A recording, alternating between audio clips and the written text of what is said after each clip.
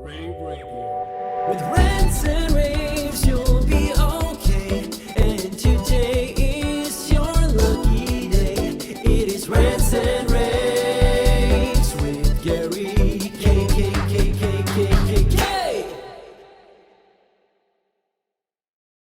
Hi, this is Gary K. We're at CEDIA 2022 here in Dallas, Texas.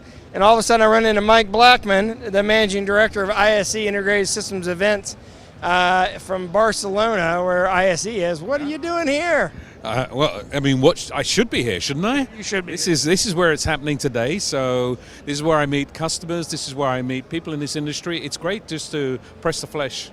Well, you know, obviously we're very focused on the North American market while we're in North America. But when we're in Europe, we're focused on the European market. You know the European market as good as anyone. How's it going over there?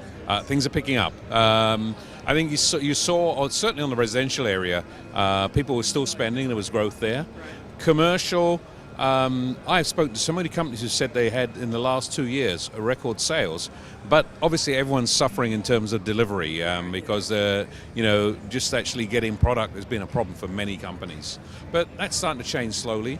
We're seeing people are starting to be able to deliver now, and it's slowly changing. So this is good for us. So historically, our industry has been very immune to recessions because of the fact that we have technology. Do you think the delay in supply chain will elongate the recession for us, or do you think, because ISE should be coming right as we're coming out of a recession if we have one? What do you think? Well, we went through the last recession and still grew as a show, and we anticipate this one. It's a little bit, it's been longer in announcing it's coming, so I think that's been affecting. Warning us for a year. Yeah, exactly. Yeah, I think some of the issues with the war in the Ukraine and all the price issues there, that's a concern. We see in the commercial sector that some of the laws which are coming across Europe, where they're asking to communities, government offices to cut back. There's been a law in Germany says that they have to switch off the digital signage during between 4 and 10 p.m. Or 10 and 4 p.m. Because it's distracting, or? No, it's save energy. Okay. They wanted to cut back on the energy usage, so that's affecting the business as well. So there are a few things that still have to be fixed, and affects our business, our industry. But let's see how that develops. Well, as you know, I was there in the very beginning. I was actually on the Infocom board, what it was called before. Infocom board when we created ISE, and the best thing they ever did was hire you, honestly. We got lucky. This has been the best ride. Let me tell you, we got lucky. But I'm curious, every year you have new things at ISE and new plans, new ideas. Obviously moving it to Barcelona was fun, but also hard at the same time. This will be our second year there. A lot of, actually kind of the third year there. A lot of experience now. What can we expect that's new? So we've sort of re-sorted those halls out a bit more as well to focus the areas.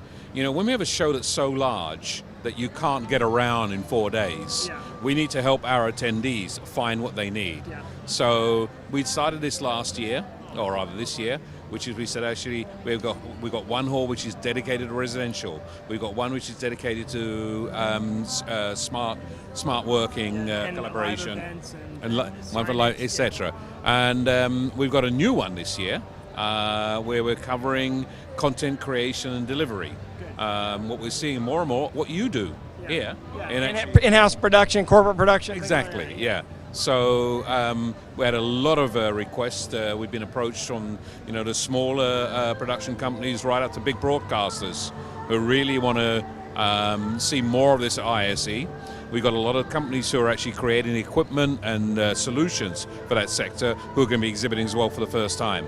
All right, so new content creation, in-house production kind of thing. I don't know that we definitely do not sound as good as Lady Gaga, but we're going to do our best here. You got Lady Gaga yelling at us back there, and she sounds so much better than you and I. No offense, Mike. A couple of personal things. I saw on your Facebook post that you've been enjoying Oktoberfest. What's your favorite beer? What kind of beer you really like? Augustina, definitely the best. And why is that the best to you? Do you know, once you've tasted quite a few Munich beers, and only Munich beers are allowed on the Oktober Festival, and this has a more unique taste that I enjoy. Yeah. So what's your favorite, when you're relaxing at home, what's your favorite drink? When the show's over and you're smiling internally and externally, what do you drink? It depends on the time of the day, but everyone will tell you I'm not saying you drink in the daytime. I'm a whiskey aficionado, Okay. and I've got quite a collection of really good and some very expensive whiskeys that taste phenomenal. I love some of the Japanese whiskeys. I love Scotch. I haven't grown my palate for the American whiskeys yet, but I'm learning. Wait a minute, hold on a second. Didn't we invent it with something called bourbon? That's why it's called bourbon, yeah? All right, I'll give you that. Look, I'm really excited about going back to Barcelona. I haven't been there for a show. I've been there when you did the announcement. I got COVID right before going last year, and I was really disappointed. I had to watch it